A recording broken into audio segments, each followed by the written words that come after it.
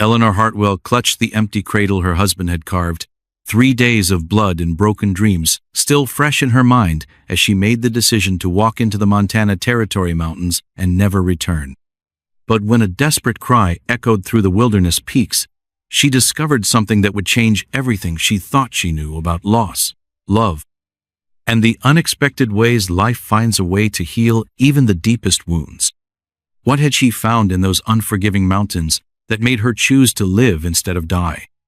The screaming started before dawn on that cold October morning in 1867, and by the time the sun rose over the Montana Territory Mountains, Eleanor Hartwell knew her baby was dead.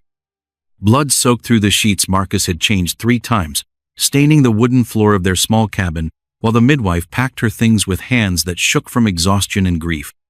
"I'm sorry, Eleanor," Mrs. Patterson whispered, her weathered face creased with sympathy. "Sometimes these things just happen. The good Lord has his reasons." Eleanor couldn't speak. The words felt trapped somewhere deep in her throat, tangled up with the screams she'd been swallowing for hours.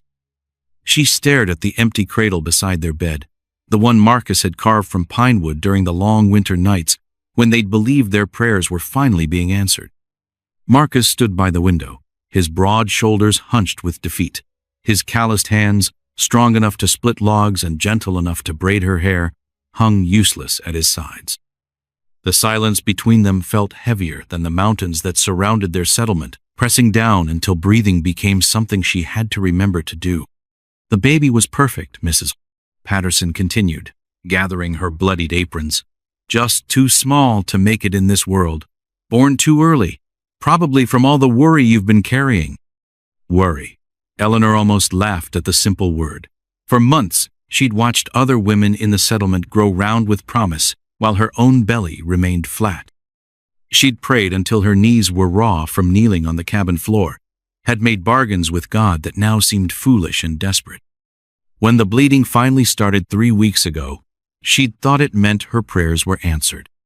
The morning sickness, the tender breasts, the way her monthly courses had stopped, all signs that life was growing inside her. But the joy had been brief, lasting only until the cramping began. The door creaked as Mrs. Patterson left, and Eleanor heard her speaking quietly to Marcus on the porch. Words drifted through the thin walls. "Needs time. These things happen. Try again." Eleanor pressed her hands over her ears, but the voices followed her anyway. Marcus came back inside, his boots heavy on the wooden floor. He looked at her with eyes that held the same hollow grief she felt, but also something else, a distance that hadn't been there before. The loss sat between them like a wall, and neither seemed to know how to climb over it. "I'll milk the cow," he said finally, his voice rough from the tears he'd shed outside where he thought she couldn't hear. Eleanor nodded, though she didn't really hear him. Her attention was fixed on the cradle, on the tiny quilt she'd sewn with such hope. Blue and yellow squares, soft as clouds, meant to wrap around a baby who would never need its warmth. The neighbors came throughout the morning, bringing soup and bread and words that meant nothing. Mrs. Henderson held Eleanor's hands and cried with her, having lost her own baby just the week before. The younger women spoke in hushed tones about God's plan and better times ahead, but Eleanor could see the fear in their eyes, the knowledge that if it could happen to her, it could happen to any of them. By afternoon, the visitors had gone, leaving behind casseroles that would spoil before anyone thought to eat them. Eleanor sat in the chair beside the cold fireplace, her body aching from the labor that had ended in nothing but emptiness. Her breasts were still tender, her body still preparing to nourish a child who would never cry for her milk. Marcus worked in the barn, fixing things that didn't need fixing, avoiding the cabin where grief hung like smoke. Eleanor understood. The sight of her probably reminded him of his own failure, his inability to protect the family he'd wanted so desperately. As evening painted the sky purple above the mountain peaks, Eleanor made a decision that felt as natural as breathing. She would walk into those mountains tomorrow, into the wilderness, where her failure couldn't follow her. The peaks looked peaceful from here, covered in snow that would be cold and clean and final. She folded the baby quilt with careful precision, her movements slow and deliberate. Each crease was a small goodbye, a way of putting her dreams to rest. The locket her grandmother had given her lay on the table beside her prayer book, and she touched it gently, remembering the woman who'd worn it through her own sorrows. Marcus came in as darkness fell, his face drawn with exhaustion. He looked at her, sitting there in the dim light, and she saw him struggle for words that might bridge the gap between them. "Eleanor," he said quietly, "we could try again. The doctor said there's no reason we can't have another child." She turned away, unable to bear the hope in his voice. Another child meant another chance to fail, another small life she might not be able to protect. The thought of going through this again, the fear, the hope, the devastating loss, felt impossible. "I'm tired," she whispered, which was true but not complete. She was tired of hoping, tired of praying, tired of believing that wanting something badly enough would make it real. Marcus nodded and began preparing for bed, moving around the cabin like a stranger. They'd shared this space for 3 years, but tonight it felt foreign, filled with shadows and silence and the ghost of dreams that would never come true. Eleanor lay awake long after Marcus's breathing settled into sleep, staring at the ceiling and listening to the wind whistle through the gaps in the walls. Tomorrow, she would walk into the mountains and let the wilderness take her. It seemed like the only honest thing left to do. The morning came gray and bitter, with frost covering the windows like lace made of ice. Eleanor moved through her usual tasks, with the careful precision of someone saying goodbye, banking the fire, laying out Marcus's clothes, folding the laundry that had sat untouched for 3 days. Each action felt like a ritual, a way of putting her life in order before walking away from it forever. Marcus had left before sunrise to work at the logging camp, their conversation from the night before still hanging between them like a bridge neither could cross. His kiss on her forehead had been gentle but distant, the touch of a man who didn't know how to comfort a woman drowning in grief. The baby clothes lay in the wooden chest Marcus had built last spring, each tiny garment sewn with such hope during the long winter evenings. Eleanor lifted them one by one, the christening gown made from her mother's wedding dress, the small caps that would have covered dark hair like hers, the booties no bigger than her thumb. She packed them carefully in a cloth bundle, along with her grandmother's silver locket and a piece of hardtack that would serve as her last meal. Not provisions for survival, but tokens for the journey she planned to take. The leather boots Marcus had made for her last Christmas felt strange on her feet, as if they belonged to someone else, someone who believed in tomorrow and second chances. The forest began where their cleared land ended, a wall of Douglas firs that stood like green soldiers against the morning sky. Eleanor had walked these trails before, gathering berries in summer and following Marcus when he checked his trap lines, but today the trees seemed different, taller, darker, more welcoming. She paused at the edge of civilization, looking back at the cabin that had been her home for 3 years. Smoke rose from the chimney, and she could see their milk cow grazing in the small pasture, content and unaware that the world had changed. Everything looked the same, but Eleanor knew she was different now, hollowed out, emptied of the dreams that had once filled her days with purpose. The trail was barely visible, used mainly by trappers and the occasional surveyor mapping the territory for the railroad that might come someday.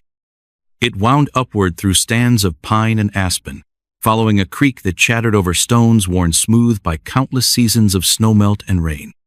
Eleanor's boots found their rhythm on the rocky path, and with each step, she felt pieces of herself falling away. The dutiful wife who kept house and tended garden, the hopeful mother who'd whispered prayers to her unborn child, the woman who'd believed that faith and hard work would be enough. All of these versions of herself seemed to slip off like clothes she no longer needed. The mountain air was thin and cold, burning her lungs with each breath, but it was a clean pain that felt honest in its simplicity. Below her, the settlement grew smaller, reduced to toy-sized buildings scattered among the trees. The people who lived there, the neighbors who'd brought soup and sympathy, the women who'd shared their own stories of loss, became dots moving through their daily routines, unaware that Eleanor Hartwell was disappearing into the wilderness. By midday, She'd climbed high enough to see the full sweep of the valley, with its patchwork of cleared fields and the silver ribbon of the river that brought life to their small community. The view was beautiful in a way that made her chest tight with something that might have been regret if she'd allowed herself to feel it. She stopped beside a beaver pond, where the water lay still and dark, reflecting the peaks that rose beyond like ancient guardians. The silence here was different from the heavy quiet of the cabin, alive with the whisper of wind through pine needles and the distant call of a hawk circling overhead. Eleanor knelt beside the water and cupped it in her palms, drinking deeply. The cold shocked her system, and suddenly she was crying, not the silent tears she'd shed at home, but huge shaking sobs that echoed off the canyon walls. The sound of her own grief, finally released, frightened her with its intensity. When the tears stopped, she felt strangely lighter, as if something heavy had been lifted from her chest. The afternoon sun slanted through the trees, creating patterns of light and shadow that shifted with the breeze. She pressed her palm against the rough bark of an ancient pine, feeling its patient endurance. This tree had weathered countless storms, had stood here when her grandmother was young, would stand here long after Eleanor's sorrow was forgotten. The trail began to climb more steeply now, winding through rocky outcroppings and stands of smaller trees that clung to the mountainside with desperate determination. Eleanor followed it with a single-minded focus of someone who'd found her purpose, even if that purpose was ending. As the sun began its descent toward the western peaks, painting the sky in shades of gold and crimson, Eleanor felt a strange peace settling over her. The decision was made, the path chosen. Tomorrow she would climb higher, into the snow-covered peaks, where the cold would take her gently, like falling asleep. She made a small camp in a sheltered spot between two boulders, gathering pine boughs to soften the ground and building a tiny fire from dry twigs. The flames danced in the growing darkness, casting shadows that seemed to move with lives of their own. Eleanor ate her piece of hardtack slowly, savoring what would be her last meal. The bread was plain and dry, but it tasted of home, of the kitchen where she'd baked it just days ago, when the future still seemed possible. She thought of Marcus, probably home by now, wondering where she'd gone. By the time he realized the truth, she'd be beyond his reach, beyond anyone's ability to save. The fire burned low, and Eleanor lay down on her bed of pine boughs, looking up at the stars that blazed overhead like scattered diamonds. The cold was already seeping through her clothes, and she welcomed it as a foretaste of the peace that waited in the high country. Tomorrow she would climb higher, into the realm of snow and silence where her grief could finally rest. Eleanor's scream shattered the mountain silence as her foot slipped on the icy rocks, sending her sliding down a steep slope into a hidden ravine she hadn't seen from the trail above. Sharp stones tore at her wool dress and scraped her hands raw as she grabbed desperately for anything to stop her fall, finally crashing into a pile of dead leaves at the bottom with a thud that knocked the breath from her lungs. For several minutes, she lay still, testing her body for serious damage. Her left ankle throbbed painfully, and blood seeped from cuts on her palms, but nothing seemed broken. The ravine was deeper than she'd first thought, perhaps 15 feet from top to bottom, with walls too steep and smooth to climb without rope. Above her, the trail continued its winding path toward the peaks, but Eleanor was trapped in this rocky prison with no way to reach it. The irony wasn't lost on her. She'd come to the mountains to die, but now death might find her in a way she hadn't chosen, slowly and uncomfortably instead of the peaceful ending she'd imagined. A trickle of water ran along one wall of the ravine, creating a small pool where ice formed thin sheets that cracked when she moved. Eleanor cupped the water in her bleeding hands and drank, tasting earth and stone and the sharp cleanness of snowmelt. Her stomach cramped with hunger, reminding her that she'd eaten almost nothing in the past 2 days. The walls around her were carved from red sandstone, worn smooth by countless years of rain and wind. In some places, she could see the shapes of ancient creatures pressed into the rock shells and strange plants from a time when this mountain had been the bottom of a vast sea. The discovery fascinated her despite her situation, these glimpses of life that had existed millions of years before her own small troubles. As the sun climbed higher, its rays slanted into the ravine, warming the air and causing ice to melt into tiny waterfalls that sparkled like crystals. Eleanor removed her torn coat and spread it on a flat rock to dry, then examined her ankle more carefully. It was swollen but not broken, painful but bearable if she moved slowly. She began exploring her rocky prison, looking for any possible way out. The walls were too smooth to climb, but at the far end of the ravine, a pile of fallen boulders created rough steps that might be manageable. Eleanor limped toward them, testing each stone before putting her weight on it, climbing slowly and carefully toward a narrow opening near the top. The gap was barely wide enough for her shoulders, but she squeezed through, emerging into a small cave hidden behind the rocks. Sunlight filtered through cracks in the ceiling, illuminating walls covered with paintings that made her heart race with excitement and fear.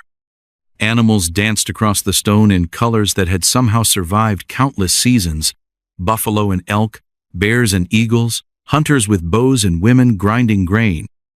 The paintings told stories of people who had lived here long before settlers like her had arrived, people who had found shelter in this same cave and left their mark for future generations to discover. Eleanor ran her fingers along the painted walls, feeling connected to these ancient artists who had faced their own struggles and sorrows. They had survived harsh winters and dangerous hunts, had raised children and mourned losses, had found ways to create beauty, even in difficult times. In the center of the cave, she found the remains of old fires, circles of stones blackened by smoke, with charcoal pieces that crumbled when she touched them. Someone had lived here recently enough to leave behind a few forgotten items: a broken arrow, a piece of woven cloth, and most importantly, a small clay pot that still held a handful of dried berries. Eleanor ate the berries slowly, savoring their sweet tart flavor and the energy they provided. Whoever had lived here knew how to survive in the wilderness, and she began to see signs of their knowledge everywhere: holes dug to collect rainwater, shelves carved into the rock walls for storage, even a small garden plot near the cave entrance where hardy mountain plants still grew. The afternoon passed quickly as she explored her new surroundings. The cave was larger than it had first appeared, with several chambers connected by narrow passages. In the deepest room, she found more paintings, these showing women with children, families gathered around fires, scenes of daily life that spoke of love and continuity. As evening approached, Eleanor built a small fire using wood scraps left by the cave's previous inhabitants. The flames cast dancing shadows on the painted walls, bringing the ancient figures to life in ways that made her feel less alone. She had come to the mountains seeking death, but instead had found a place where life had flourished for generations. The fire warmed her body while questions warmed her mind. Who had lived here last? Were they members of the Crow tribe that hunted these mountains? Had they left by choice, or been forced out by the growing number of white settlers in the valley below? Eleanor wrapped herself in her coat and settled against the cave wall, watching the fire burn low.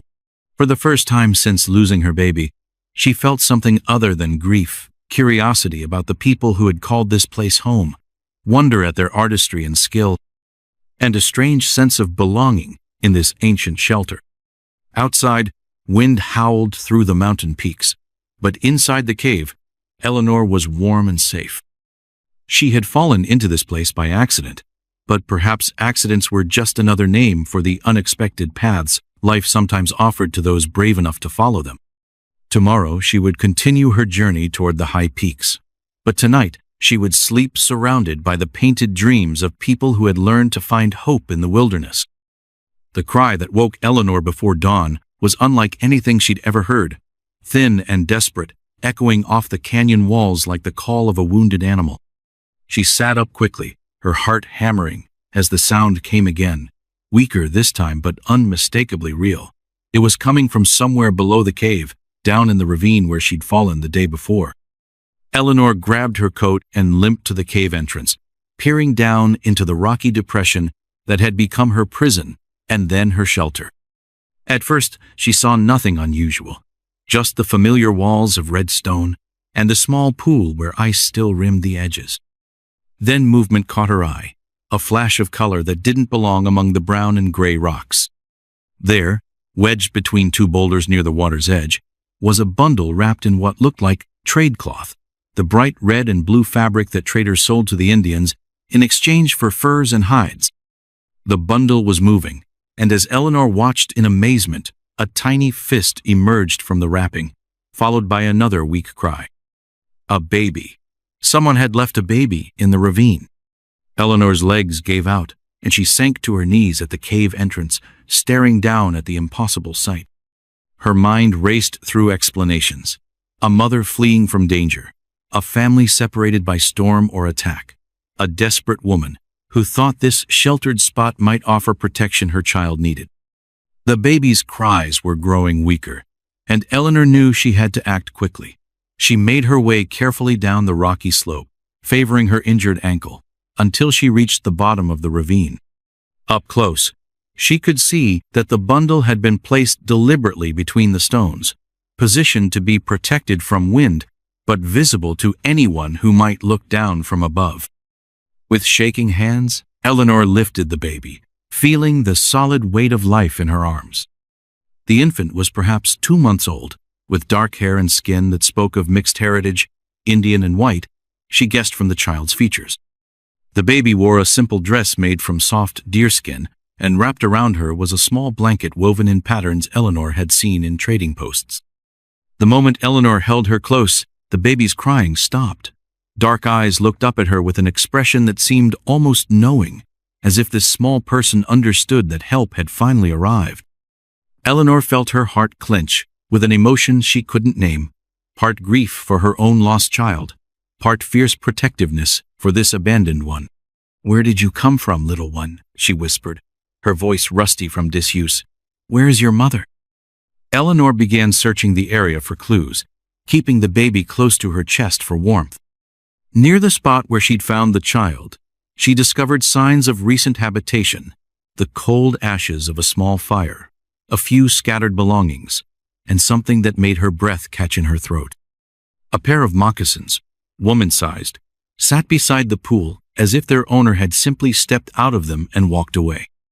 They were beautifully made, decorated with beads and porcupine quills in intricate patterns that spoke of love and skill. No woman would abandon such precious footwear unless she had no choice.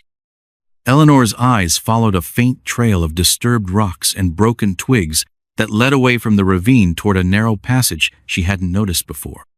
The passage was barely wide enough for one person, and it sloped steeply upward toward a gap in the canyon wall. With the baby secure in her arms, Eleanor followed the trail, her heart sinking with each step.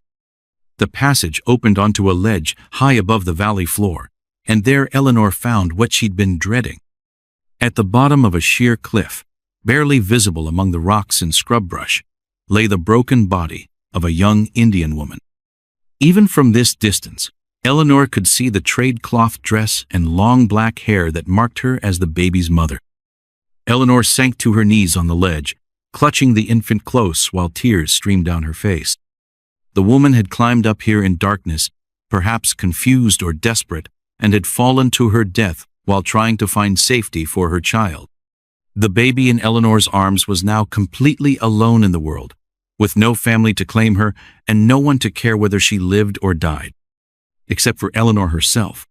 The realization hit her like a physical blow. She had come to these mountains seeking her own death, but instead had found a child who needed life more than Eleanor needed to escape from hers. The baby made a small sound, not quite a cry, and Eleanor looked down into those dark eyes that seemed to hold such trust. "I don't know if I can take care of you," Eleanor whispered to the child.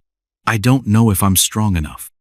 But even as she spoke the words, Eleanor was already thinking about what the baby would need: milk, warmth, protection from the cold mountain nights. The woman who had brought soup after Eleanor's miscarriage, Mrs. Henderson, had lost her own baby just the week before. She would still have milk, might even welcome the chance to help another child.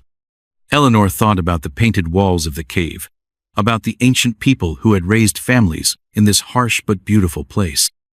They had found ways to survive and even thrive in conditions that would challenge the strongest person. Perhaps she could find that same strength, that same determination to protect what mattered most. The baby stirred in her arms, and Eleanor felt something shift inside her chest. The hollow grief that had consumed her for days was still there, but alongside it was something new, a fierce protectiveness that surprised her with its intensity. This child needed her in ways that went beyond Eleanor's own pain, in ways that made her personal sorrow seem smaller and more manageable. "Your mother loved you enough to hide you where someone would find you," Eleanor said softly to the baby. She trusted that the right person would come along.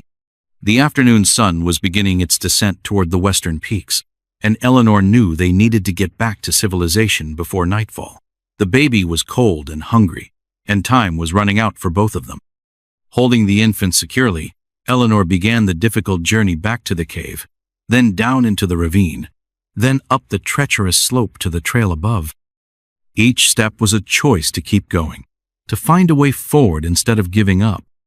For the first time since her miscarriage, Eleanor had a reason to live that was bigger than her grief. The wolves appeared at sunset, 3 gray shadows moving through the pine trees like ghosts made of hunger and winter. Eleanor pressed herself against a boulder, clutching the baby to her chest as the pack circled closer, their yellow eyes reflecting the last light of day. The infant had been crying for hours, weak, desperate sounds that seemed to call every predator in the mountains directly to them. Eleanor's injured ankle throbbed with each heartbeat, and exhaustion made her vision blur at the edges. She'd been walking for most of the day, trying to find her way back to the main trail, but the mountain paths all looked the same in her panic. Every shadow could hide danger. Every sound could signal death approaching on silent paws. The largest wolf stopped 20 feet away, its massive head tilted as it studied this strange creature that smelled of fear and milk and desperation. Eleanor had heard stories around settlement fires, about wolves taking children, about mothers who fought with nothing but their bare hands to protect what they loved. She'd never understood that fierce protective anger until now. "Stay back," she whispered, though her voice cracked with terror. "Stay away from us." The wolf's ears pricked forward at the sound, and it took another step closer. Eleanor looked around desperately for a weapon, a stick, a rock, anything that might help her defend the baby who'd become more precious to her than her own life. Her fingers closed around a sharp piece of granite, and she raised it with trembling hands. Behind the lead wolf, the other 2 were spreading out, trying to surround her. Eleanor had seen this hunting pattern before when Marcus and the other men tracked deer. They would circle their prey, cutting off escape routes, then attack from multiple directions at once. She and the baby were about to become dinner for a hungry pack. But then something unexpected happened. The baby stopped crying and made a soft cooing sound, almost like she was talking to the wolves in their own language. The lead wolf's head tilted the other way, and its aggressive posture softened slightly. The yellow eyes that had looked so frightening moments before now seemed merely curious. Eleanor held her breath as the wolf approached slowly, its nose twitching as it caught the baby's scent. Instead of attacking, the animal sat down on its haunches and whined softly, a sound that reminded Eleanor of the barn dogs back home when they wanted attention. "What are you doing?" Eleanor breathed, not daring to move as the wolf crept closer. The baby reached out one tiny hand toward the massive creature, and the wolf stretched its neck forward to sniff her fingers. For a moment that felt like hours, predator and prey regarded each other with something that looked almost like recognition. Then the wolf backed away, gave one last long look at Eleanor, and melted into the forest, with its pack following behind. Eleanor's legs gave out, and she collapsed against the boulder, shaking so hard she could barely hold the baby. The encounter had lasted only minutes, but it felt like she'd aged years in that short time. The baby seemed completely unbothered by their brush with death, gurgling contentedly, as if being surrounded by wolves was the most natural thing in the world. "What kind of child are you?" Eleanor asked softly, looking down at the small face that showed no trace of fear. As darkness settled over the mountains, Eleanor realized she had no choice but to spend another night in the wilderness. The baby needed warmth and shelter, and Eleanor's ankle was too painful to continue walking in the dark. She found a small cave, not as grand as the painted one from the night before, but deep enough to provide protection from wind and rain. Using skills she'd learned from Marcus and the other mountain men, Eleanor gathered dry pine needles and built a small fire near the cave entrance. The flames would keep wild animals away and provide warmth for the baby, who was growing alarmingly quiet and still.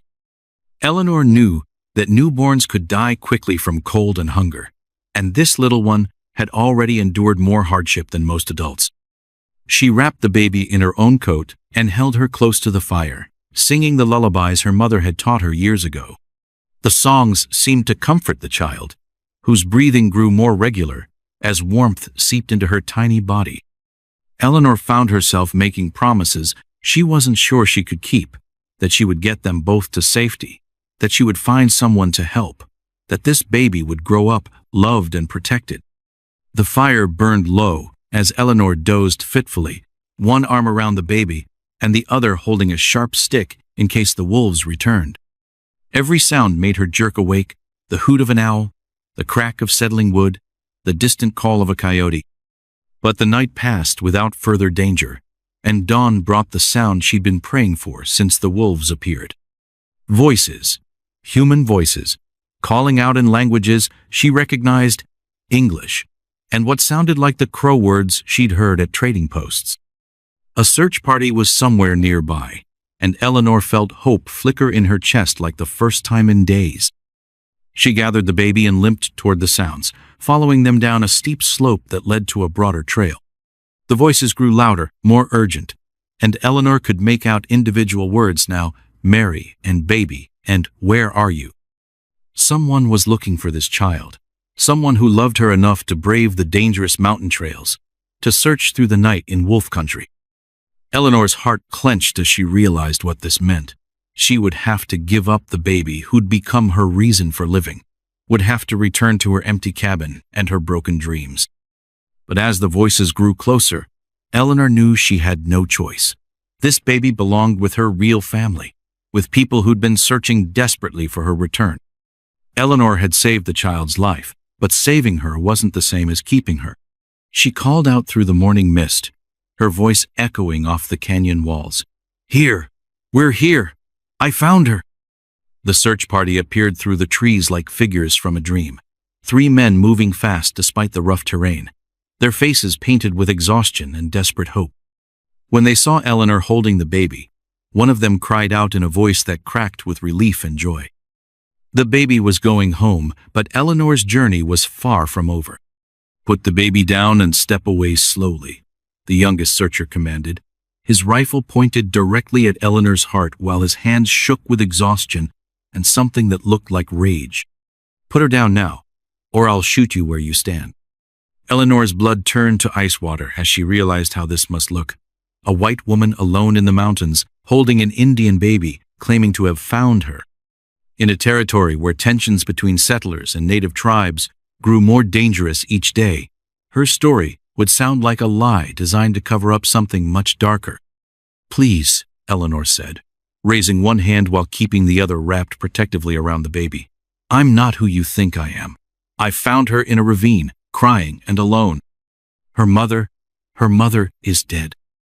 The man with the rifle was barely old enough to grow a proper beard, but his eyes held the hard wisdom of someone who'd seen too much violence too young. Behind him stood 2 older men, one white with the weathered look of a trapper or guide, the other clearly Indian with silver threading through his long braids. That's what they all say, the young man spat. Find a dead Indian, steal her baby, then claim you were trying to help. How much were you planning to sell her for? Eleanor's mouth fell open in shock. Sell her? I would never. I don't want money. I just want her to be safe. The Indian man spoke quietly to his companions in his native tongue, studying Eleanor's face with eyes that seemed to see straight through to her soul. His voice was calm, but Eleanor could hear the pain underneath, the kind of grief that came from losing someone precious. The older white man lowered his own weapon slightly. Easy, Daniel. Let's hear what she has to say before we start making accusations. Daniel. Eleanor filed the name away, recognizing the authority in his voice despite his youth. This was someone who mattered to the search party, someone whose opinion would determine whether she lived or died in the next few minutes. I lost my own baby 3 days ago, Eleanor said quietly, looking directly into Daniel's angry eyes. I came up here to end my own life. I found her yesterday, abandoned in a ravine near some caves with Indian paintings. Her mother fell from a cliff trying to find safety. The Indian man's eyes widened, and he spoke rapidly to Daniel in his own language. Daniel's grip on the rifle loosened slightly, but his suspicion remained. "Show us," Daniel said finally. "Show us where you found her and where my wife died." Wife. The word hit Eleanor like a physical blow. This wasn't just a search party. It was a husband looking for his family, a man who'd probably been awake for days tracking through dangerous country because he loved them both. Eleanor nodded, shifting the baby to a more comfortable position. "It's about 2 miles back, up that ridge. But the trail is dangerous, especially with the loose rocks from yesterday's rain." The older white man introduced himself as Jake Morrison, Daniel's father-in-law, while the Indian man was called Stone Bear, the baby's grandfather. As they began the difficult trek back toward the caves, Eleanor learned pieces of their story through fragments of conversation and translation. Daniel Morrison had married Mary White Eagle against the wishes of both their communities, creating a family that belonged fully to neither world. When word came that the army planned to move the Crow people to a reservation far from their traditional lands, Mary had panicked, convinced that white authorities would take their mixed-blood daughter away from them. She was sure they'd declare Hope a ward of the state, Daniel explained as they climbed, his voice thick with guilt and sorrow. "Said she'd rather die than let strangers raise our child. I thought I could convince her to trust the legal system, but Mary had heard too many stories of children disappearing into boarding schools." Eleanor listened to the pain in his voice and understood the impossible choice Mary had faced. In a world where mixed families were viewed with suspicion by both sides, where could a mother turn to protect her child? They reached the ravine as the sun climbed toward its peak, and Eleanor led them down the treacherous slope to where she'd found the baby. Daniel's face crumpled when he saw the familiar trade cloth and moccasins still sitting beside the pool, and Stone Bear began singing in his native language, a song that sounded like grief made audible. Eleanor guided them to the cliff where Mary's body lay broken among the rocks below. Daniel made a sound like a wounded animal when he saw his wife, and Jake had to steady him to keep him from trying to climb down the impossible slope. "She must have been confused in the dark," Eleanor said gently, maybe afraid, not thinking clearly. She hid the baby where someone would find her, then tried to find another way down and fell. Stone Bear spoke to Daniel in Crow, and Eleanor saw some of the anger drain from the young man's face.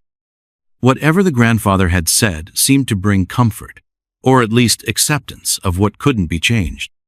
"He says the spirits guided you to Hope," Jake translated. "Says it's no accident that a woman who'd lost her own child was the one to find ours." Eleanor looked down at the baby, sleeping peacefully in her arms, feeling the weight of responsibility settle on her shoulders like a heavy cloak. These men had every right to take Hope and disappear back into the wilderness, to raise her among people who would understand her heritage and protect her from a world that might not accept her. But Daniel surprised her by reaching out to touch his daughter's cheek with infinite gentleness, then looking up at Eleanor with eyes that held exhaustion and something that might have been gratitude. "She's alive because of you," he said simply. "Mary would have wanted me to thank you for that." Eleanor felt tears prick her eyes. "She's a beautiful baby. Your wife must have loved her very much." "She did," Daniel whispered, "more than her own life." The baby stirred and opened her dark eyes, looking up at the circle of faces surrounding her. For a moment, Eleanor imagined she could see understanding in that small face, the knowledge that she was loved by many people, even if her world had suddenly become much more complicated. Stone Bear spoke again, and this time his words seemed to be directed at Eleanor herself. Jake translated with a slight smile. "He says you have the hands of a mother, even without a child of your own.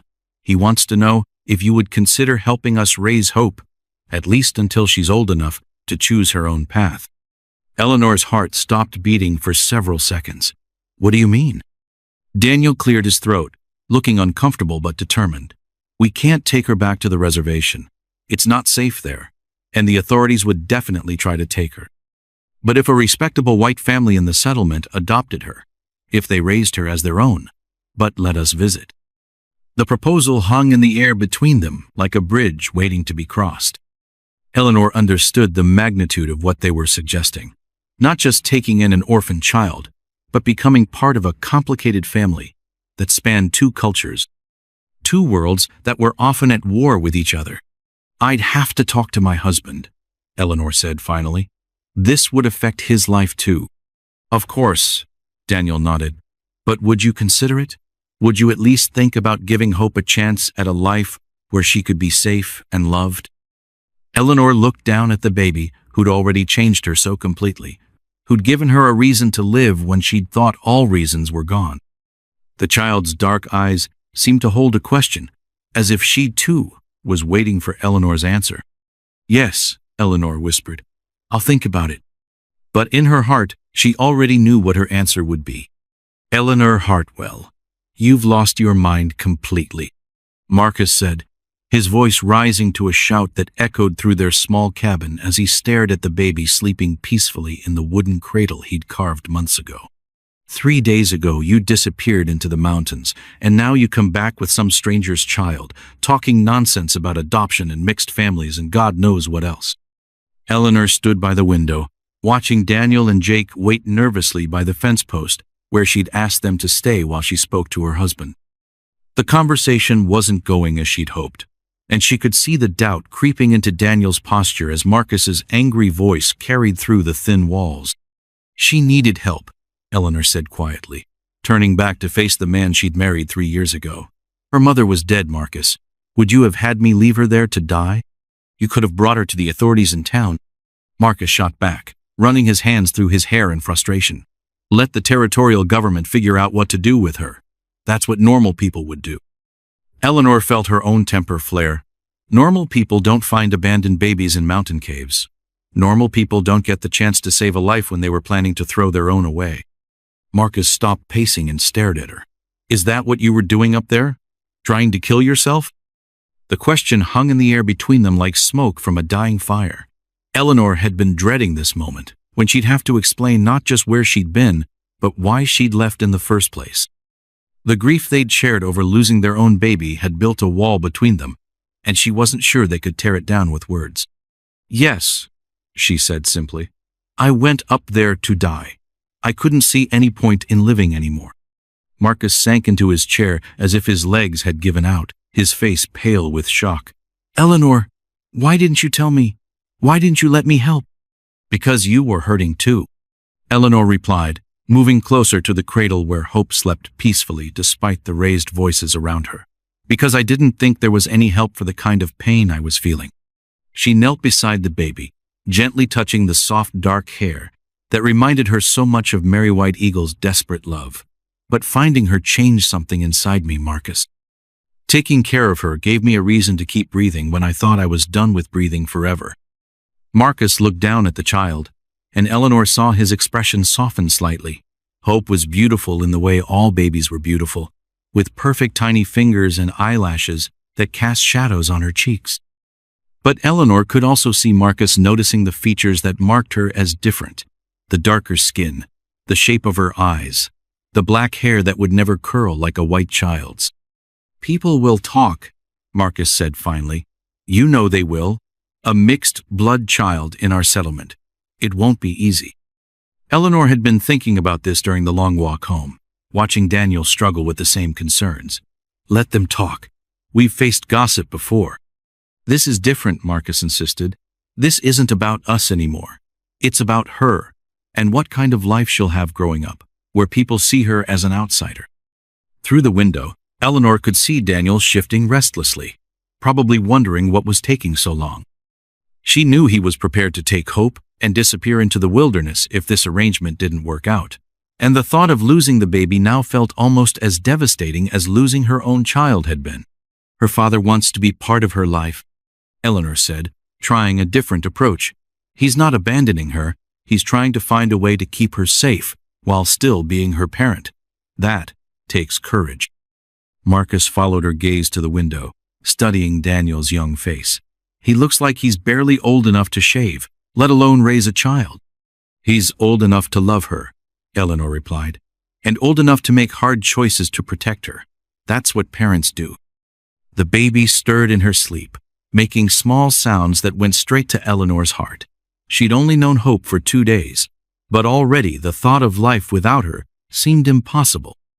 The empty cradle that had mocked her grief was now filled with new purpose, new hope for a future she'd thought was lost forever.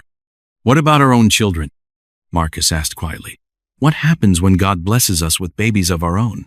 Will we love them less because we've given our hearts to someone else's child?" Eleanor considered this, understanding the fear behind his question. "Do you think your mother loved you less when your sister was born? Do you think love is something that gets used up, or something that grows stronger when it's shared?" Marcus was quiet for a long time, watching Hope sleep. Eleanor could see him wrestling with emotions he probably didn't fully understand. The desire to help warring with practical concerns, his love for Eleanor fighting against his fear of what their community might think. "What does her father want from us?" Marcus asked finally. "A chance for her to grow up safe," Eleanor replied. "A home where she can learn to read and write, where she can attend church and school with other children, but also a connection to her heritage, visits from her family, knowledge of where she comes from. And if the authorities find out? If someone reports that we're harboring an Indian child illegally?" Eleanor had wondered about this too, but Daniel had assured her that Hope's mixed heritage would actually protect her in some ways. "She's half white, Marcus. Legally, that gives her rights that full-blood Indian children don't have. And if anyone asks, we adopted her from friends who died in a wagon accident." Marcus stood up and walked to the cradle, looking down at Hope with an expression Eleanor couldn't read. The baby chose that moment to open her eyes, blinking up at him, with the solemn gaze that had already stolen Eleanor's heart. "Hello there, little one," Marcus said softly, and Eleanor heard something in his voice that gave her hope.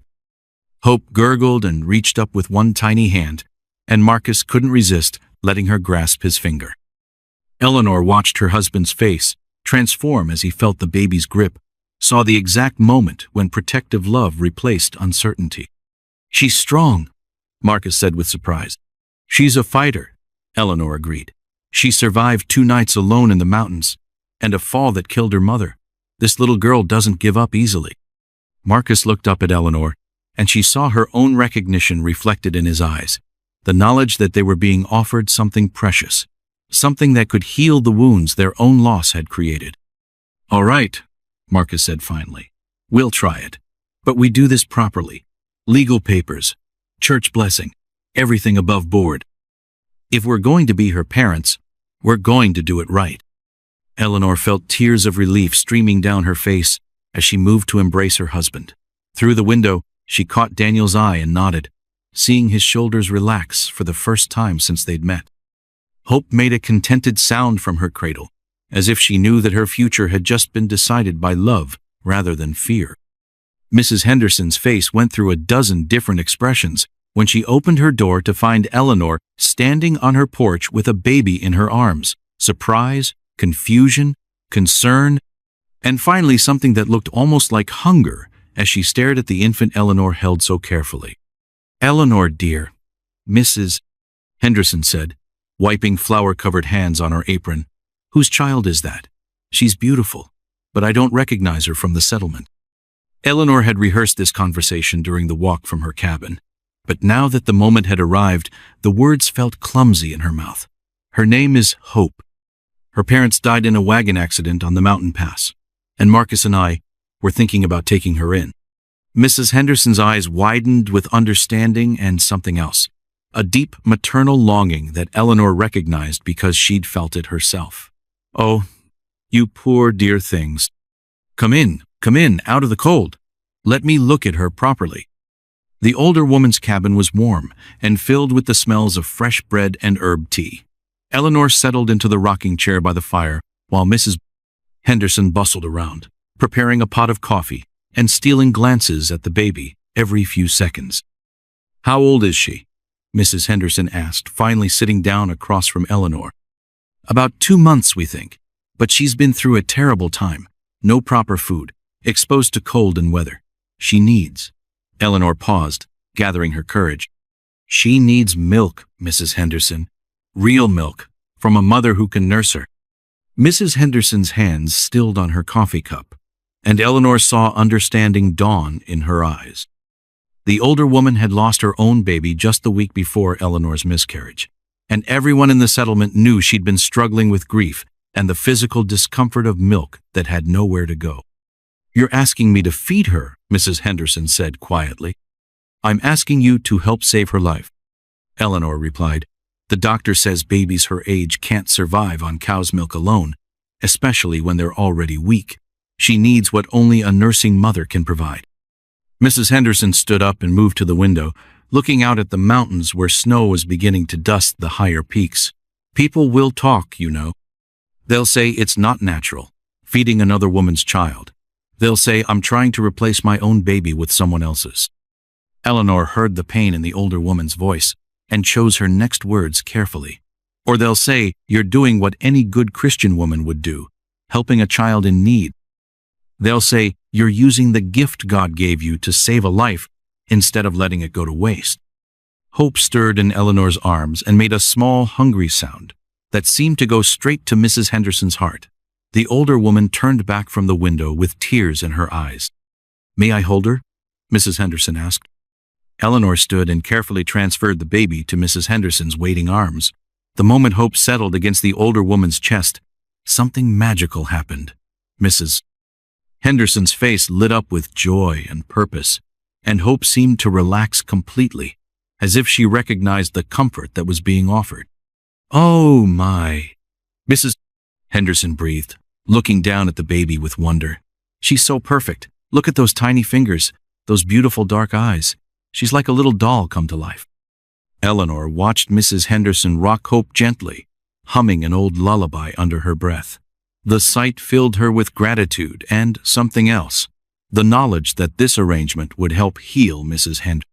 Henderson's grief as much as it would save Hope's life. "I could feed her," Mrs. Henderson said suddenly, her voice firm with decision. "At least until she's old enough for solid food. It would be good to feel useful again." "Are you sure?" Eleanor asked, though she could see the answer written all over Mrs. Henderson's face. "I'm sure," the older woman replied. "This little one needs help, and I have help to give. It seems like providence, doesn't it? You finding her just when I'm able to care for her." They spent the next hour working out the practical details. Mrs. Henderson would nurse Hope 3 times a day, morning, afternoon, and evening, while Eleanor handled the rest of the baby's care. It wasn't ideal, but it would give Hope the nutrition she needed while allowing Eleanor to be her primary caregiver. As they talked, Eleanor found herself sharing more of Hope's story than she'd planned. Not the complete truth about finding her in the mountains or her mixed heritage, but enough to explain why the baby had no other family, why she needed the special care that only Mrs. Henderson could provide. "You and Marcus are doing a wonderful thing," Mrs. Henderson said as Eleanor prepared to leave. "Taking in an orphan child, giving her a chance at a good life. Not everyone would be so generous." Eleanor looked down at Hope, who had fallen asleep in Mrs. Henderson's arms with a contentment that spoke of full belly and warm comfort. "She's not a burden, Mrs. Henderson. She's a blessing we didn't know we needed." The older woman smiled. "The best blessings, usually, are the ones we don't expect."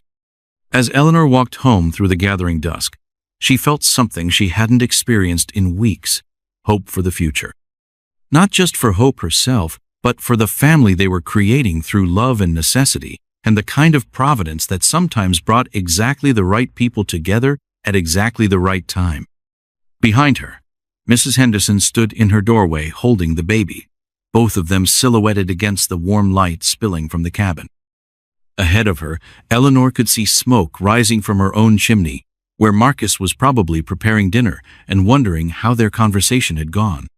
Between the two homes, Hope would have everything she needed to grow up safe and loved. It wasn't the family any of them had planned, but it was the family they'd been given, and Eleanor was beginning to understand that might be enough. As she reached her own porch, Eleanor heard the sound of horses approaching through the trees. Daniel and Jake were returning from their camp in the foothills, probably anxious to hear how the day's arrangements had gone. Eleanor smiled, imagining their relief when she told them that Hope would have not just one mother, but 2 women dedicated to her care. The future was still uncertain, filled with challenges they couldn't yet imagine. But for the first time since losing her own baby, Eleanor felt ready to face whatever came next. Hope was home, and that made all the difference in the world. "That baby don't belong here," Reverend Wilkins declared from the pulpit during Sunday morning service, his booming voice echoing off the wooden walls as every head in the congregation turned to stare at Eleanor, holding Hope in the back pew. "I've heard the whispers, seen the way she looks, and I'm telling you all right now, we don't need that kind of trouble in our God-fearing community." Eleanor's cheeks burned with shame and anger as murmurs rippled through the packed church. Hope slept peacefully in her arms, unaware that her very presence was causing the biggest scandal the settlement had seen since the Miller twins were caught stealing chickens last spring. Marcus tensed beside Eleanor, his jaw clenched so tight she could hear his teeth grinding. The Reverend continued his attack disguised as a sermon, speaking about the dangers of mixing bloodlines and the importance of keeping their community pure. Eleanor wanted to stand up and defend Hope, to tell everyone how this innocent baby had already brought healing to 2 grieving women, but the weight of all those staring eyes kept her frozen in place. Mrs. Henderson sat 3 rows ahead, her back straight and defiant, despite the disapproving looks from her neighbors. When Reverend Wilkins mentioned unnatural arrangements and women who forget their proper place, Mrs. Henderson stood up slowly and walked out of the church, her footsteps loud in the sudden silence. Eleanor's heart hammered as she realized what was happening. Someone had been talking, spreading stories about Hope's heritage and the unusual arrangement between the 3 families caring for her. In a community where gossip traveled faster than wildfire, secrets had a way of becoming twisted into something ugly and dangerous. After the service ended, Eleanor tried to leave quickly, but found herself surrounded by a group of settlement women led by Mrs. Cray. Carter, the banker's wife, who considered herself the unofficial judge of community standards. "Eleanor, dear," Mrs. Carter said with false sweetness, "we're all very concerned about this situation you've created. Taking in a child of mixed blood, involving poor Mrs. Henderson in your schemes, it's simply not acceptable." "Hope is an orphan baby who needed help," Eleanor replied, keeping her voice steady despite the fury building in her chest. "What exactly is unacceptable about helping a child?" Mrs. Patterson, the midwife who'd helped during Eleanor's miscarriage, stepped forward with genuine concern in her eyes. "It's not about helping, Eleanor. It's about what's best for everyone involved. This baby belongs with her own people, not trying to live in a world where she'll never truly fit." Eleanor looked around at the circle of women, some genuinely worried, others clearly enjoying the drama, all of them missing the point entirely. Her own people? She's 2 months old. Her people are whoever loves her and cares for her.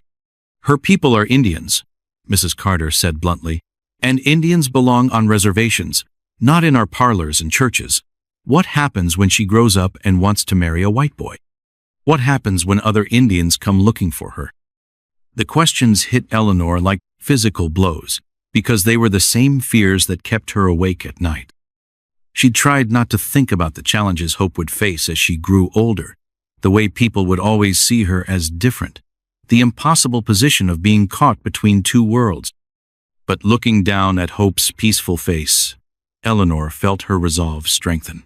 What happens is that we teach her she's worthy of love regardless of what small-minded people think. What happens is that we show her how to be proud of who she is. Mrs. Carter's expression hardened. "And what happens when the territorial authorities decide we're harboring an Indian child illegally? What happens when they come to take her away and arrest everyone involved?" Eleanor's blood ran cold. She hadn't considered this possibility, that caring for Hope might not just bring social disapproval, but actual legal consequences. Marcus took her arm gently, and she could feel his tension matching her own. "We have legal papers," Marcus said quietly. "Everything is proper and above board." "Papers can be questioned," Mrs. Carter replied with satisfaction, "especially when there are witnesses who remember the real story of where this baby came from." Eleanor realized with growing horror that Mrs. Carter wasn't just expressing concern, she was making a threat. The woman had somehow learned details about Hope's rescue from the mountains, and she was prepared to use that information to cause trouble. "What do you want?" Eleanor asked directly. Mrs. Carter smiled, but there was no warmth in it. "I want what's best for our community. I want this baby returned to where she belongs, and I want you to understand that some people aren't welcome here, no matter how sorry we might feel for them." Eleanor felt Marcus's hand tighten on her arm, a warning to be careful with her response. Around them, other church members lingered, pretending to chat, while clearly listening to every word of the confrontation. Hope stirred in Eleanor's arms and made a small sound, drawing attention back to her innocent face. For a moment, Eleanor saw something flicker in Mrs. Carter's expression, a brief softening that suggested even she wasn't completely immune to a baby's charm. But the moment passed quickly, replaced by the cold determination of someone who decided to make this her personal crusade. "You have 1 week, Mrs. Carter said quietly. 1 week to make proper arrangements for this child, or I'll be forced to contact the territorial authorities myself, for the good of everyone involved." Eleanor opened her mouth to argue, but Marcus squeezed her arm again. "We understand your concerns," he said diplomatically. "We'll certainly consider what you've said." Mrs. Carter nodded as if she'd won a victory, and the circle of women began to disperse. Eleanor walked home in stunned silence, her mind racing through possibilities and consequences. A week wasn't much time to figure out how to protect Hope from people who saw her as a problem to be solved, rather than a child to be loved. As they reached their cabin, Eleanor saw Daniel emerging from the woods where he'd been waiting to hear about Hope's first church service. One look at Eleanor's face told him everything he needed to know about how it had gone. "Trouble?" he asked, simply. Eleanor nodded, suddenly exhausted by the weight of trying to build a safe life for Hope in a world that seemed determined to tear it down. "We need to talk," Marcus said to Daniel. "All of us. Because if we're going to protect her, we need a better plan than just hoping people will leave us alone." Daniel's expression hardened with the same protective anger Eleanor had seen when he'd first found her with Hope. "What kind of people threaten a baby? The kind who think they own the right to decide who belongs and who doesn't?" Eleanor replied bitterly. Hope chose that moment to wake up and smile, her dark eyes bright with trust and contentment. Eleanor felt her heart clench with fierce love and equally fierce determination. Mrs. Carter had given them a week, but Eleanor was already planning for a lifetime. "We're taking Hope and leaving tonight," Daniel announced as he paced the small cabin like a caged wolf, his face dark with anger and determination. "I won't let that Carter woman or anyone else threaten my daughter's safety while I'm standing here talking about it." Eleanor rocked Hope gently, trying to keep the baby calm while the adults argued about her future. Stone Bear sat quietly by the fire, listening to the heated discussion between Daniel, Marcus, Jake, and Eleanor, occasionally offering words in Crow that seemed to carry more wisdom than all their English arguments combined. "Running won't solve anything," Marcus said firmly. "It'll just make you look guilty and give Mrs. Carter exactly what she wants, proof that something wasn't right about this arrangement. Staying here isn't safe either." Daniel shot back. "You heard what Eleanor said about that church service. These people have already made up their minds about Hope. They see her as some kind of threat that needs to be eliminated." Eleanor understood Daniel's panic, but she also knew Marcus was right about running. If they disappeared in the night, it would confirm every suspicion Mrs. Carter had planted in people's minds.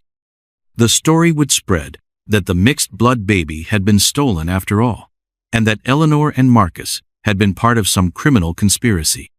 "What did Stone Bear say?" Eleanor asked Jake, who'd been translating the older man's occasional comments. Jake looked thoughtful. "He said something about winter bringing wisdom to those who wait for it. He thinks we're moving too fast, making decisions based on fear instead of thinking." Stone Bear spoke again, his voice calm and measured despite the tension in the room. This time his words were longer, more complex, and Jake had to ask for clarification before translating. "He says that, in the old days, when his people faced enemies too strong to fight directly, they would sometimes use the enemy's own strength against them. He thinks Mrs. Carter's hatred might be the thing that saves Hope, if we're clever about it." Eleanor frowned, trying to understand what the old man meant. How could Mrs. Carter's hatred save Hope? Stonebear looked directly at Eleanor and spoke again, gesturing toward Hope as he talked. Jake listened carefully before translating. He says that white people love their laws and papers more than they love truth or justice. He thinks we should give Mrs. Carter exactly what she's asking for, a legal investigation into Hope's background. But we should make sure the investigation finds exactly what we want it to find. Daniel stopped pacing. What do you mean? Marcus was the first to understand. We get ahead of the story. Instead of waiting for Mrs. Carter to make accusations, we invite the authorities to investigate ourselves. We control what information they see and how they see it. Eleanor felt a spark of hope. We tell our version of the truth first, with all the legal papers properly filed and witnessed. By the time Mrs. Carter makes her complaints, the official record will already show that everything was done correctly. But what about the real story? Daniel asked. What about Mary and the mountains? And how Eleanor really found Hope? We stick as close to the truth as possible, Eleanor said slowly, thinking it through. Hope's mother died in an accident. Her father couldn't care for her alone and asked friends to help with the adoption. Everything else is just details that don't matter to the legal process. Stonebear nodded approvingly when Jake translated Eleanor's plan and added something that made the translator smile for the first time all evening. He says white people always make things more complicated than they need to be, but sometimes that complication can be useful. He thinks we should use their love of paperwork to bury Mrs. Carter's accusations under so many official documents that no one will want to dig through them all. They spent the next several hours working out the details. Marcus would ride to the territorial capital in the morning to file formal adoption papers with the court. Eleanor would visit every influential person in the settlement, telling them the official version of Hope's story before Mrs. Carter could spread her own version. Daniel would take Stonebear and Jake back into the mountains, making it look like they'd moved on to other hunting grounds. If anyone came looking for Hope's real family, they would find no trace of them in the area. Meanwhile, Eleanor would arrange for Mrs. Henderson to be officially listed as Hope's wet nurse, making their arrangement legal and above board. The more official documentation they could create, the harder it would be for anyone to challenge Hope's place in the community. What if this doesn't work? Daniel asked, as they prepared to part ways. What if Mrs. Carter finds some way to cause trouble anyway? Eleanor looked down at Hope, who was sleeping peacefully despite all the adult worries swirling around her. Then we try something else. But we don't give up, and we don't run unless we absolutely have to. Daniel knelt beside Eleanor's chair and gently touched his daughter's cheek. You know I can't stay around here much longer. People are already suspicious about strangers in the area. After this week, I might not be able to visit for months. Eleanor's heart clenched at the thought of Daniel missing so much of Hope's early life, but she understood the necessity. We'll write letters. And we'll make sure she knows about you, about her mother, about where she comes from. Promise me, Daniel said intensely. Promise me you'll never let her forget that she has family who love her, even if we can't always be here. I promise, Eleanor said solemnly. She'll know her whole story when she's old enough to understand it. Stonebear stood and approached Eleanor, speaking directly to her in Crow. His words were formal, ceremonial, and even without understanding the language, Eleanor could sense their importance. He's giving you a blessing, Jake translated. He's asking the spirits to protect you and Hope, and he's officially welcoming you into the family as Hope's second mother. Eleanor felt tears prick her eyes as she understood the honor being given to her. In Stonebear's eyes, she wasn't just caring for Hope temporarily. She was becoming part of a family that stretched across cultures and bloodlines, bound together by love rather than law. Tell him thank you, Eleanor whispered. Tell him I'll try to be worthy of his trust. As the men prepared to leave, Eleanor realized that this might be the last time for months that Hope would be surrounded by all the people who loved her. The baby would grow and change, reach new milestones, develop her own personality, and Daniel would miss it all because of people like Mrs. Carter who couldn't see past the color of a child's skin. But as Eleanor looked around at the faces of Hope's unconventional family, she felt a fierce determination replace her earlier fear. They would find a way to make this work not just for the next week, but for all the years to come. Hope belonged with people who loved her, and love would find a way to overcome hatred. It always had, and it always would. The territorial judge's gavel cracked like a gunshot through the packed courtroom, silencing the murmurs that had filled the air since Mrs. Carter's lawyer finished presenting his case for removing Hope from Eleanor's custody. Judge William Crawford, a stern man with silver whiskers and eyes like winter ice, studied the papers spread across his bench while everyone held their breath waiting for his decision. "This is highly irregular," Judge Crawford said finally, his voice carrying the authority of 20 years on the territorial bench. "We have a woman claiming illegal adoption, another woman claiming legal guardianship, and a baby whose parentage seems to shift depending on who's telling the story." Eleanor gripped Marcus's hand so tightly her knuckles went white, while across the aisle, Mrs. Carter sat with smug satisfaction written all over her face. The banker's wife had spent the week gathering witnesses and evidence, building a case that Hope was being illegally harbored by people who had no right to keep her. "Your Honor," Mrs. Carter's lawyer continued, "my client has presented clear evidence that this child was taken from her rightful family under suspicious circumstances. The defendants cannot produce the parents they claim died in a wagon accident, nor can they explain why a white couple would be given custody of what is clearly an Indian child." Judge Crawford looked over his spectacles at Eleanor. "Mrs. Hartwell, you maintain that this child was legally placed in your care by her surviving parent?" Eleanor stood on shaky legs. "Yes, Your Honor. Her father asked us to care for her after her mother died in childbirth. He felt she would be safer growing up in our community than in the wilderness." "And where is this father now?" "He moved on, Your Honor. He's a trapper and hunter, always traveling. He said he would return to visit when he could." It wasn't exactly a lie, but it wasn't the whole truth either. Eleanor prayed the judge wouldn't press for details that might expose the careful story they'd constructed. Mrs. Carter's lawyer pounced immediately. "Convenient that this supposed father has disappeared just when legal questions arise. Your Honor, I submit that no responsible parent would simply abandon their child to strangers and vanish into the wilderness." Judge Crawford frowned, clearly troubled by the gaps in Eleanor's story. "Mrs. Hartwell, do you have any witnesses who can verify your account of how you came to care for this child?" Eleanor's heart sank. Most of their witnesses were either Mrs. Henderson, who only knew the official version of events, or people who might be viewed as accomplices if the truth came out. But then a voice spoke from the back of the courtroom that made everyone turn in surprise. "I can verify it, Your Honor." Dr. Samuel Morrison stood in the doorway, his medical bag in one hand and travel dust covering his clothes. Eleanor had never seen him before, but something about his bearing and the way he carried himself suggested authority and respectability. Judge Crawford raised an eyebrow. "And you are?" "Dr. Samuel Morrison, Your Honor. I've been practicing medicine in the territory for 15 years. I was present when this child's mother died, and I can confirm that the father did indeed ask the Hartwells to care for his daughter." Eleanor felt dizzy with confusion and hope.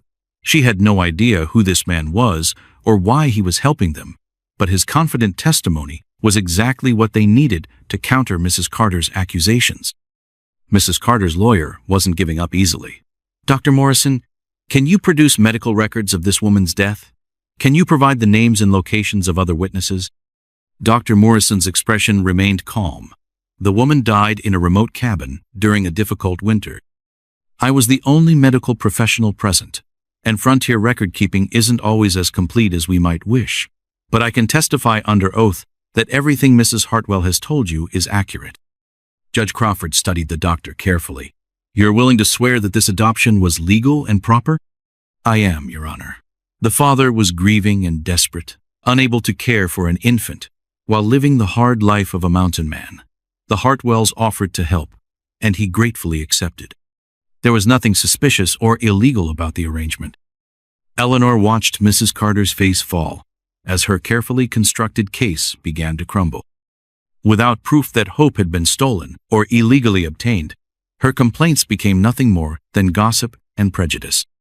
But the judge wasn't finished. "Dr. Morrison, what can you tell us about this child's heritage? There seems to be some question about her racial background. Dr. Morrison looked thoughtful. Her mother was of mixed heritage, Your Honor, part Indian, part white. Her father was a white trapper. The child is therefore more white than Indian by blood, which gives her certain legal protections under territorial law. Eleanor held her breath, praying the judge would accept this explanation. The legal status of mixed-blood children was complicated and often decided on a case-by-case basis, depending on how much Indian blood they carried and how they were being raised. Judge Crawford consulted his law books, taking several long minutes to review the relevant statutes. Finally, he looked up with a decision that would change Hope's life forever. Based on the testimony presented and the legal documentation provided, I find that the child known as Hope Hartwell is legally in the custody of Eleanor and Marcus Hartwell. The adoption appears to have been conducted properly, with the consent of the surviving parent. Mrs. Carter's lawyer jumped to his feet. Your Honor, we object to this decision. Our investigation has raised serious questions about— Your investigation has raised gossip and speculation. Judge Crawford interrupted sharply. This court deals in facts and evidence, not community rumors. Unless you can produce concrete proof that laws have been broken, this case is closed. The gavel fell again, and Eleanor felt her knees buckle with relief. Marcus caught her arm, steadying her as the courtroom erupted in whispers and arguments. Hope, who had slept peacefully through most of the proceedings, chose that moment to wake up and smile at everyone, as if she knew that her future had just been secured. As people filed out of the courtroom, Dr. Morrison approached Eleanor with a gentle smile. Congratulations, Mrs. Hartwell. You have a beautiful daughter. Dr. Morrison, Eleanor said carefully, I don't know how to thank you for what you just did, but I have to ask, how did you know to come here today? The doctor's smile widened.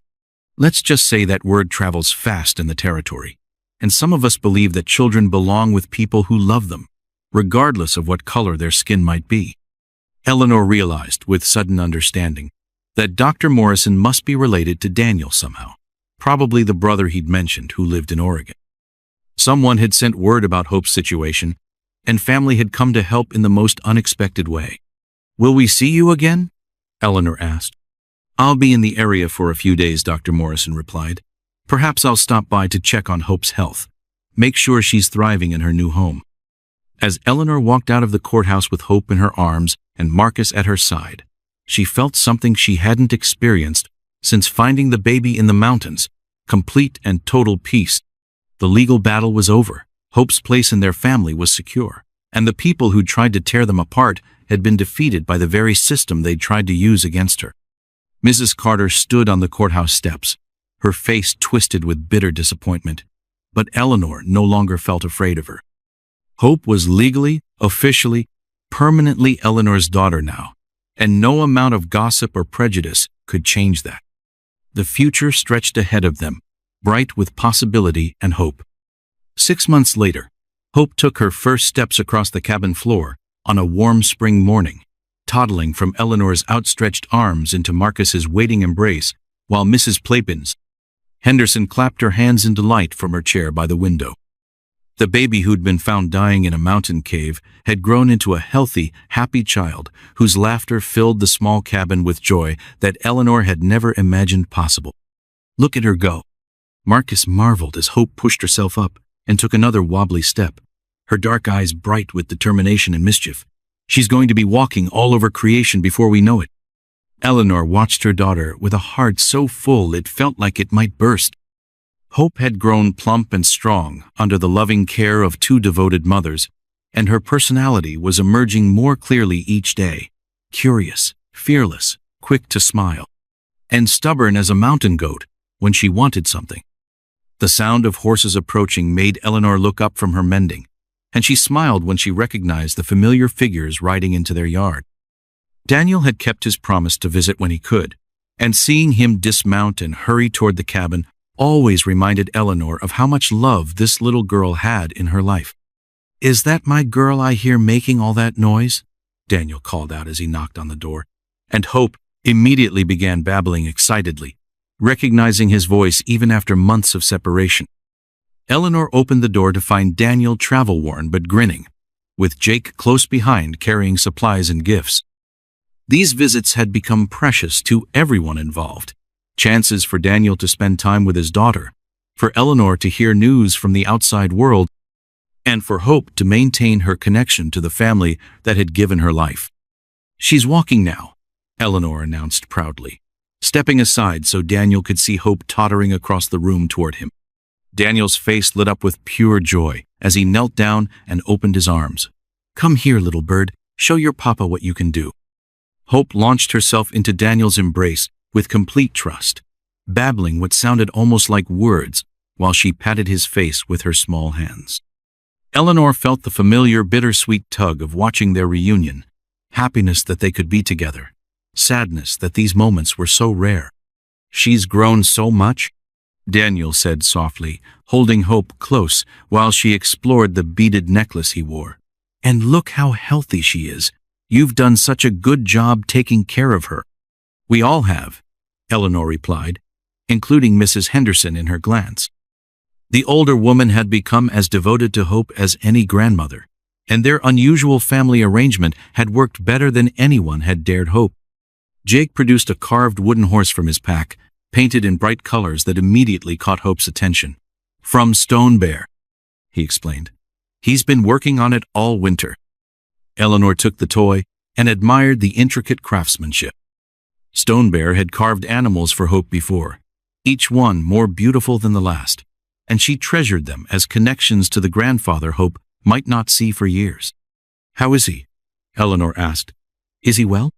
Jake's expression grew serious. "He's getting older, and the winters are hard on him. He talks about wanting to see Hope again before it's too late." Eleanor felt a pang of sadness at the thought of Stone Bear aging alone in the mountains, missing so much of his granddaughter's childhood. But she also understood the dangers that would come with bringing him to the settlement, where his presence might raise questions they couldn't answer. "Maybe next year," Daniel said hopefully, "when things settle down more, when people have gotten used to Hope being here." They spent the afternoon sharing stories and watching Hope explore her new toy. Daniel told them about his travels, about the changing territory as more settlers arrived and the relationship between whites and Indians grew more strained. Eleanor shared Hope's milestones, her first tooth, her favorite foods, the way she loved to be sung to sleep. As evening approached, Eleanor began preparing dinner while Marcus and Jake discussed the practical matters of Daniel's visits, how to communicate when he was traveling, where to meet if regular visits became too dangerous, how to protect Hope's secret while maintaining her connection to her birth family. "There's something else," Daniel said quietly as they gathered around the table. "Something you need to know about Dr. Morrison." Eleanor looked up sharply. The doctor who testified at Hope's custody hearing had visited several times since then, always checking on Hope's health but also seeming to enjoy their family's company. Eleanor had suspected he was more than just a concerned physician, but Daniel had never confirmed her suspicions. "He's my older brother," Daniel admitted. "Samuel left home years ago to become a doctor, but he's always stayed in touch with our family. When word reached him about Hope's situation, he came to help." Eleanor felt a mix of gratitude and worry. "Does he know the whole truth about how I found Hope?" Daniel nodded. "He knows everything, and he's willing to help protect her secret, but he thinks you should know that there might be more legal challenges ahead." Marcus set down his coffee cup with a sharp clink. "What kind of challenges?" "The territorial government is under pressure to relocate all Indians to reservations," Daniel explained. "They're also cracking down on mixed-blood children, trying to determine who belongs where. Samuel thinks Hope's status might be questioned again as she gets older." Eleanor felt cold fear creep up her spine. "But the judge ruled that she's legally ours. Doesn't that protect her?" "It helps," Daniel said carefully, "but laws can change, and attitudes are getting harsher. Samuel thinks the safest thing might be to move Hope somewhere else, somewhere her heritage won't be as obvious or problematic." Eleanor looked down at Hope, who was contentedly chewing on her wooden horse while sitting in Marcus's lap. The thought of leaving their home, their community, their carefully built life felt overwhelming. "We're not running," Marcus said firmly. "This is Hope's home, and we're her family. If people want to challenge that, they'll have to go through us." Daniel smiled at Marcus's fierce protectiveness, but his eyes remained worried. "I hope it doesn't come to that, but I wanted you to know what we might be facing." Eleanor reached across the table to squeeze Daniel's hand. "Thank you for warning us, and thank you for trusting us with her. I know this can't be easy for you." "It's not," Daniel admitted, "but watching her with you, seeing how happy she is, I know Mary would approve.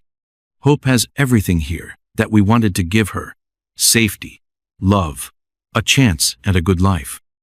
As the evening wound down and preparations were made for Daniel and Jake to return to their camp, Eleanor held Hope close and made silent promises to the little girl who'd changed everything.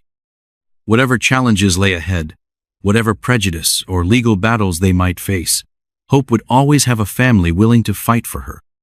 Eleanor had walked into the mountains to die, but she'd found something worth living for instead, and she would spend the rest of her life making sure Hope knew how precious that gift truly was. The future was uncertain, but love had proven stronger than hatred once before. It would prove stronger again. Spring arrived early in the Montana Territory that year of 1870, painting the mountains in shades of green that Eleanor had never truly seen before. Hope came into her life and taught her to notice beauty in the smallest things. The 3-year-old stood on a wooden crate beside the kitchen window, her dark hair braided with ribbons, while she chattered excitedly about the baby birds building nests in the apple tree Marcus had planted the year she learned to walk. "Mama, look, the mommy bird is bringing sticks to her babies," Hope announced, pressing her small nose against the glass while Eleanor kneaded bread dough on the table behind her. The child's voice carried the musical quality that came from being raised by women who sang lullabies in 2 languages, and her bright curiosity about everything around her never failed to fill Eleanor's heart with wonder.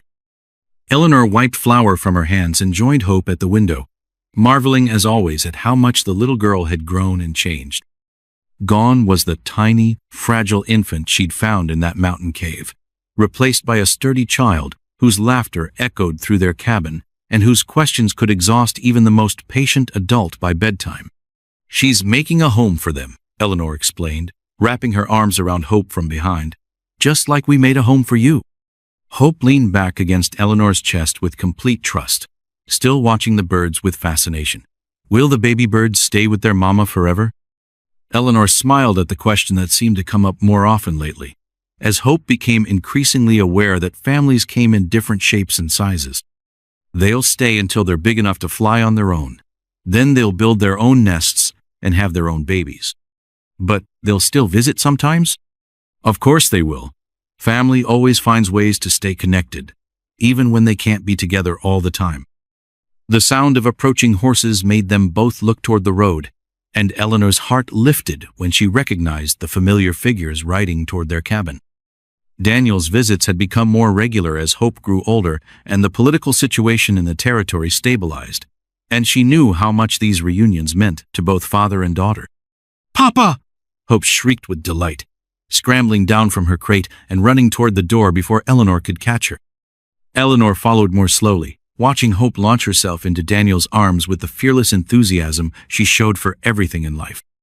At 3 years old, Hope had no understanding of the complex arrangements that made these visits possible, no awareness of the prejudice and legal challenges her very existence represented.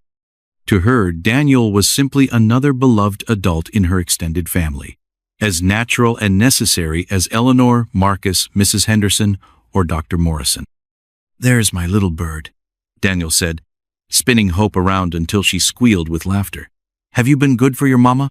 "I helped make bread," Hope announced proudly, "and I saw a butterfly yesterday, and Mrs. Henderson taught me a new song about flowers."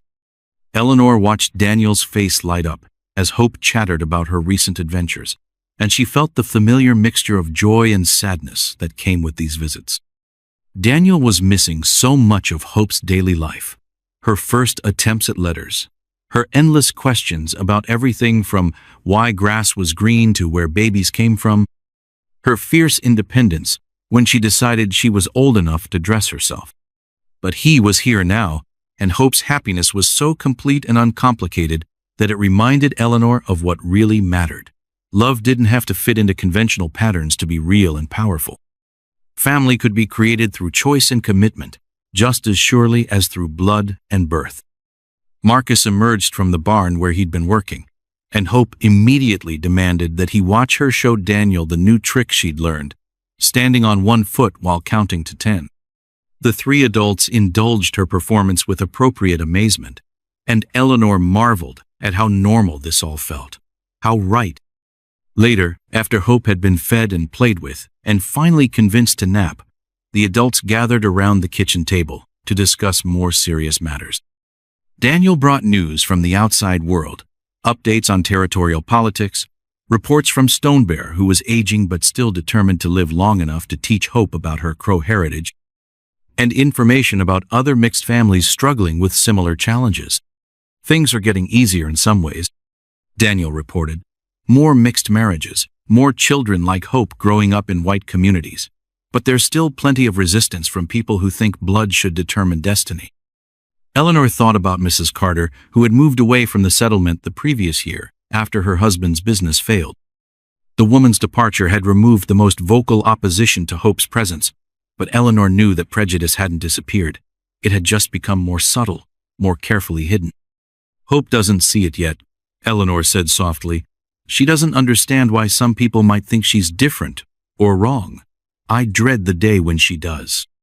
Marcus reached across the table to squeeze her hand. When that day comes, we'll help her understand that their ignorance says nothing about her worth. She'll know she's loved, and that will make her strong enough to face whatever comes. Daniel nodded agreement. Stonebear always says that a tree with deep roots can weather any storm. Hope's roots are deep. They just happen to grow in soil that spans two worlds. Eleanor looked toward the room where Hope slept peacefully, surrounded by toys that represented both sides of her heritage. The carved animals from Stonebear, the rag doll Mrs. Henderson had sewn, the wooden blocks Marcus had made, the books Eleanor read to her every night. The little girl was growing up rich in love and culture, learning to navigate between worlds with the confidence that came from knowing she belonged in both. As the afternoon wore on, Eleanor found herself thinking about the woman she'd been 3 years ago, broken by grief, convinced that life held no more purpose or joy for her. That woman had walked into the mountains planning to die, but she'd found something infinitely more valuable than the peace she'd been seeking. She'd found hope, and in saving hope, she discovered that her own capacity for love wasn't diminished by loss but expanded by it. The grief for her biological child hadn't disappeared, but it had transformed into something that enriched rather than destroyed her ability to mother the child who needed her. When Daniel prepared to leave the next morning, Hope clung to him with the intensity of someone who instinctively understood that goodbyes were precious and shouldn't be wasted. Eleanor watched them together and felt a deep gratitude for the trust Daniel had shown in allowing her to raise his daughter, for the sacrifices he made to keep Hope safe while maintaining their bond. "I'll be back before the first snow," Daniel promised Hope, kissing her forehead while she wrapped her small arms around his neck. "And maybe next time, I'll bring your grandfather to meet you." Hope's eyes widened with excitement. "The one who makes the horses?" "That's right. He's been waiting a long time to see how beautiful and smart you've become." After Daniel rode away, Hope stood at the fence waving until he disappeared into the forest, then turned to Eleanor with the resilient acceptance that children possess. "Can we make cookies now?" Eleanor laughed and swept Hope into her arms, marveling at the child's ability to live completely in each moment without being diminished by the sadness of farewells. It was a lesson Eleanor was still learning, how to hold joy and sorrow simultaneously, how to embrace love despite the certainty of loss. That evening, as Eleanor tucked Hope into the small bed Marcus had built beside their own, the little girl asked the question that had become part of their nightly ritual. "Mama, tell me the story about how you found me." Eleanor settled into the chair beside the bed and began the carefully edited version they'd created for Hope's young ears, a story about a brave mama bird who hid her baby in a safe place, and another mama bird who found her and brought her home to a nest full of love. "And we all lived happily ever after?" Hope prompted sleepily. "We all lived happily ever after," Eleanor confirmed, though she knew the real story was more complex and ongoing than any fairy tale. As Hope drifted off to sleep, Eleanor remained in the chair, listening to the child's steady breathing and feeling profoundly grateful for the unexpected path her life had taken. She'd lost one child but gained another, had discovered that healing could come through serving rather than seeking, had learned that families could be built through intention and love rather than just accident and biology. Outside, the wind whispered through the mountains that had witnessed her transformation from a woman seeking death to a mother embracing life. The peak stood eternal and unchanging, but Eleanor knew that she had been forever altered by her journey into their heights. She'd climbed up looking for an ending and come down with a beginning instead.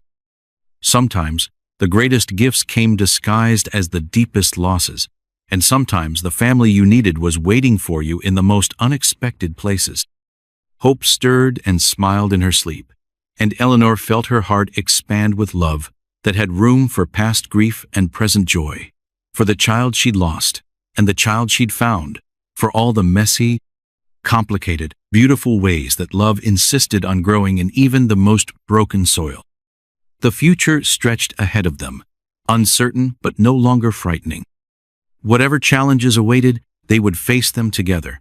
This family built from choice and circumstance, bound by something stronger than blood or law or social convention. They were bound by love, and love was enough. It had always been enough, and it always would be.